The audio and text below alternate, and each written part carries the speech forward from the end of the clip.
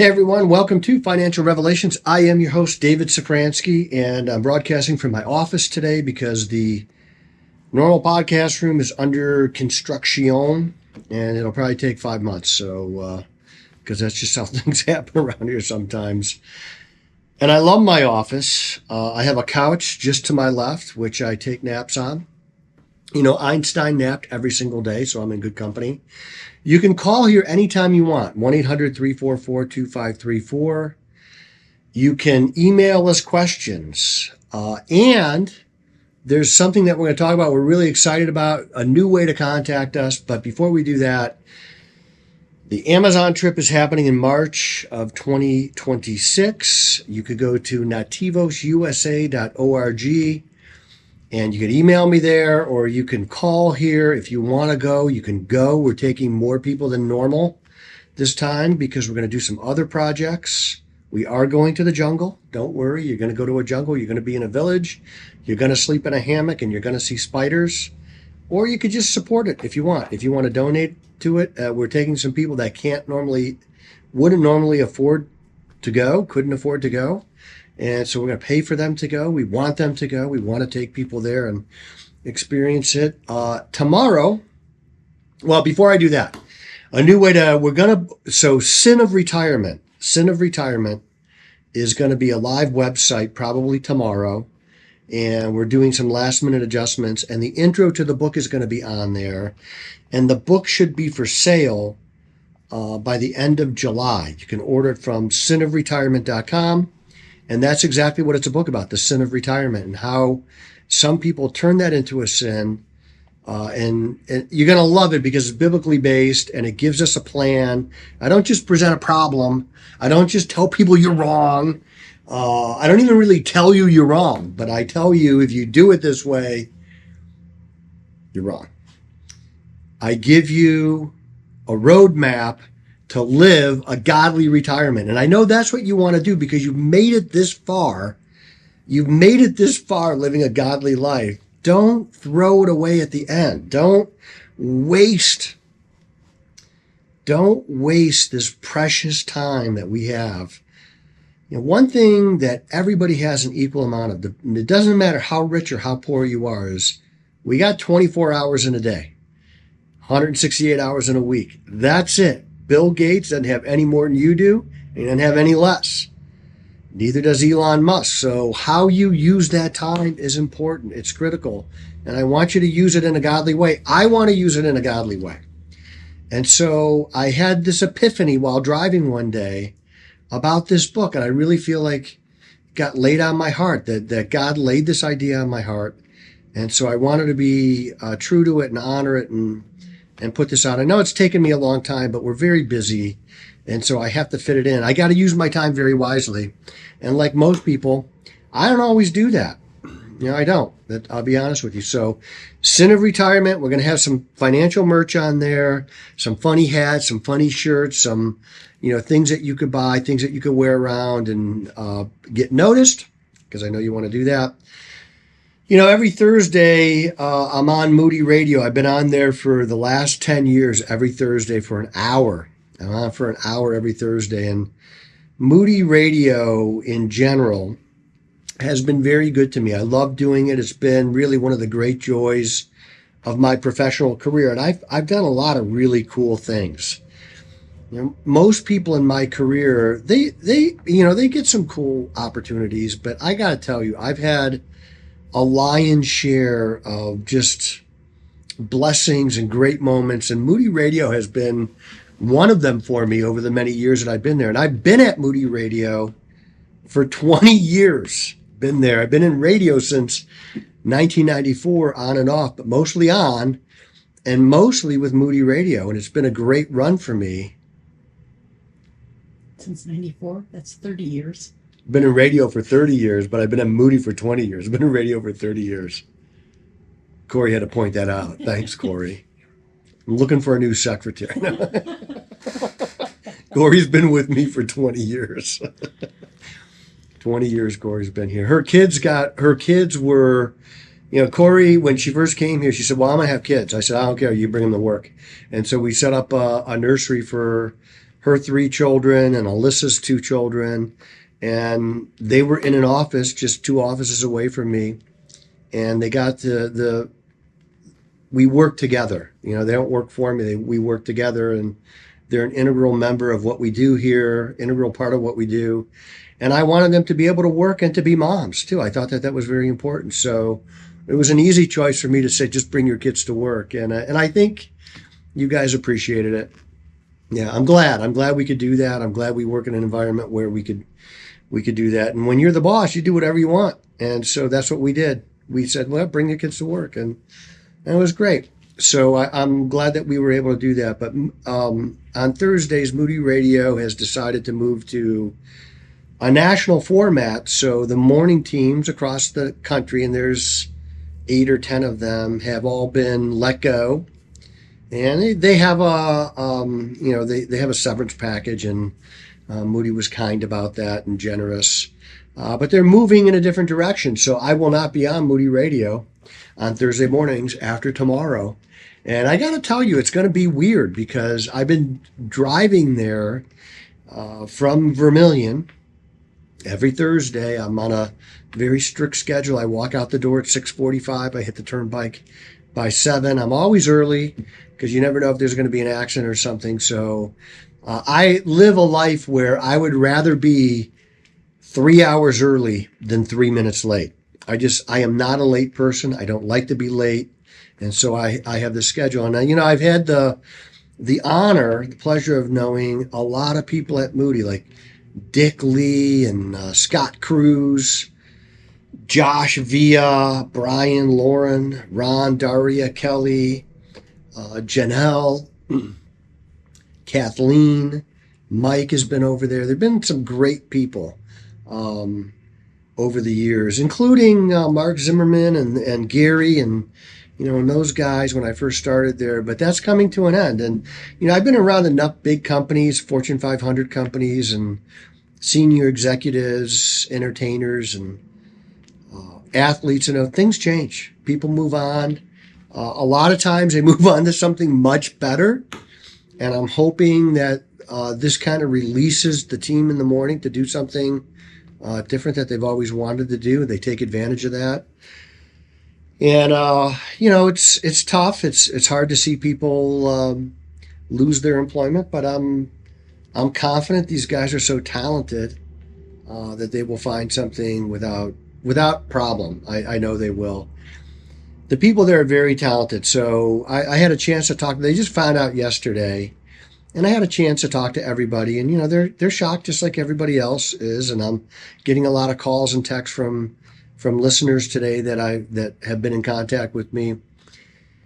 But believe me, people will find a landing spot. They'll be okay. They're going to be fine. Moody's going to be fine.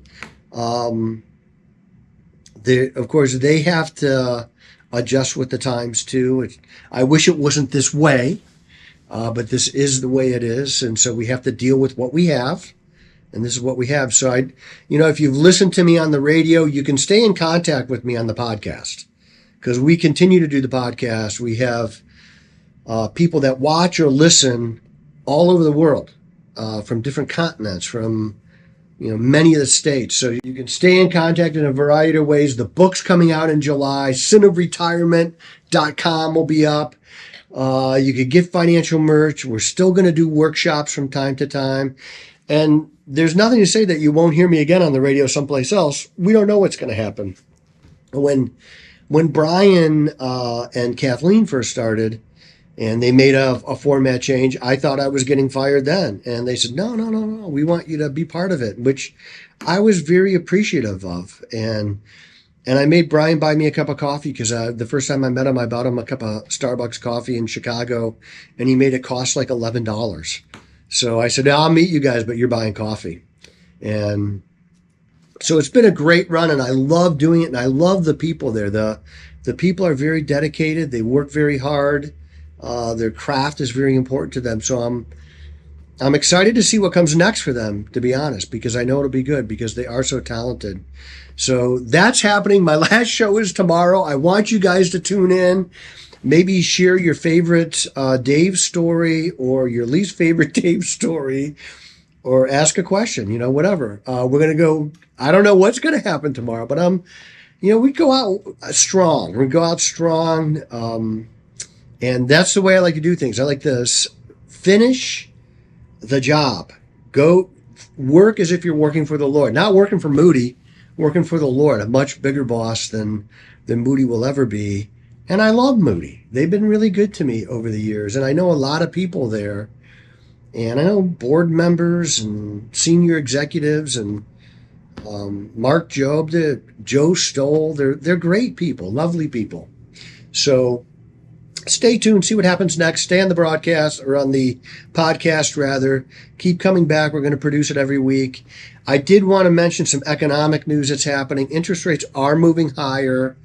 It's not really great for the economy, I'll be honest. There's a little bit of perplexity happening with the budget that's coming out because it doesn't really cut that much money out. In fact, it adds to the deficit and the debt over 10 years. So it adds to the debt over 10 years.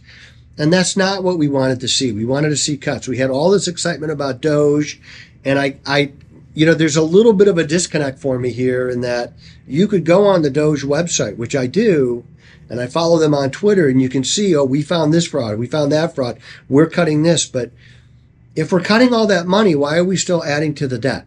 And that is a legitimate question. If you're a Donald Trump voter, which I am, this is exactly what I voted for. I voted for a secure border. I voted for fiscal responsibility.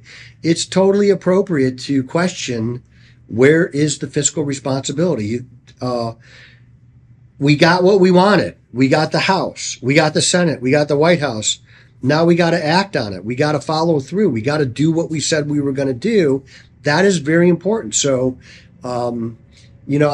I've often criticized the Biden administration and the Obama administration and the Trump administration for spending way too much money. So that is not going to stop.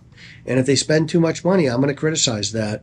We really do have to bring down the national debt to about 18 trillion. You say, well, why not zero?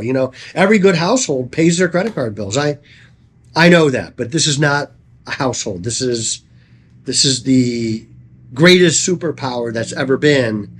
And we are the world's reserve currency. And we're the world's reserve currency because we sell our debt. We have a lot of currency in circulation in general, and it's stable.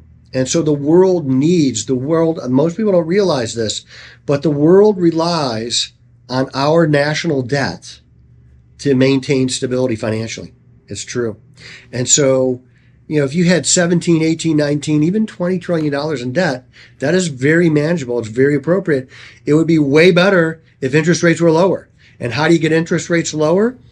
You spend less money, for one thing. You invest and grow your economy, and the Federal Reserve helps out. But the Federal Reserve just controls an interest rate that it charges banks for overnight loans. They don't really control, in general, the 10-year treasury, the 20-year treasury, the 30-year bond. They don't control that. The market controls that. So if you get your fiscal house in order, or if at least it looks like you're getting your fiscal house in order, bond yields will go down. Lower bond yields mean it costs less to have the debt, and money moves faster. The economy grows faster because people buy and sell houses and businesses and take out loans to start new businesses. So the 10-year government bond is at 4.5% plus. The bond market is back in play, totally back in play. And if the 10-year goes to 5%, it is a screaming buy. It's a no-brainer. You buy the 10-year treasury. You take money out of the market to buy 10-year at 5 plus. And so what I think is going to happen, and I've been right about this so far, if you're keeping score at home, I have 100%. And because what I said was, one, buy the chaos. Buy the chaos. If you bought the chaos, if you were able to do that, if you weren't totally invested, you bought the chaos and you won. Secondly, I said, I think we'll be done with tariff talk by June. Well, it's actually early. We're not done with tariff talk, but China came to the table. A lot of people say we came to the table. I don't really care. I just know that the vast majority of tariff talk is off the table, and that leads to higher markets. So The next things that have to happen from a government standpoint is you got to have a tax bill passed that codifies the Trump tax cuts and lowers tax rates. That will be a boon. You think, well, okay, well, great. We're going to take in less tax money because tax rates are going to be lower. That's not how it works. When somebody wants to move merchandise that won't move, what do? They put it on sale and they sell it all. Now, they may sell it for a slightly smaller margin, but they sell it all. They're not giving any of it back.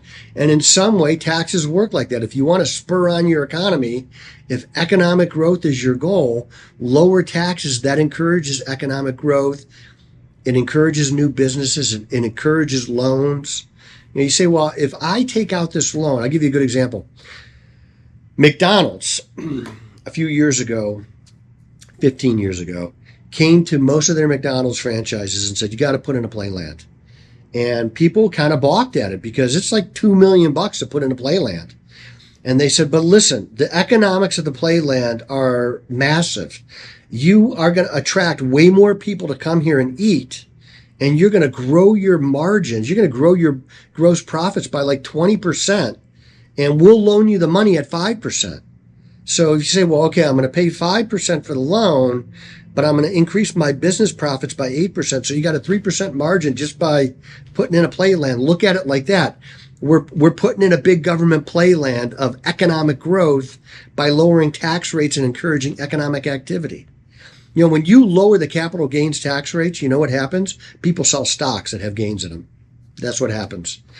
How do I know that? Because I've been in the business for 33 years. I see these things all the time.